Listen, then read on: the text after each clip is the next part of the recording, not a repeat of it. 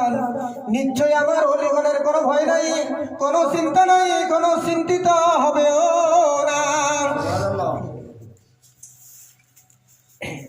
নিশ্চয় আমার অলিগণের কোনো ভয় নাই, চিন্তা নাই, তারা চিন্তিত হবেও না, দুনিয়াতেও না, আখিরাতেও না।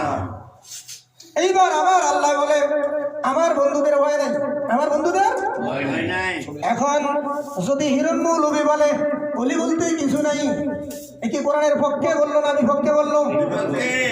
যে কোরআনের বিপক্ষে বলে সে কি মুমিন থাকে? মুসলমানি থাকে? ইমানদারি থাকে? ইমানদারি থাকে না। কথাটা কোরআন বিরোধী মানে আল্লাহ বিরোধী। কোরআন কার? আল্লাহর কালাম। আল্লাহর কালামের বিরোধিতা করা মানে আল্লাহর বিরোধিতা করা। আবার সূরা বাকারায় আমার আল্লাহ রাব্বুল আলামিন বলেন তোমরা সত্যকে গোপন করিও না, সত্যকে গোপন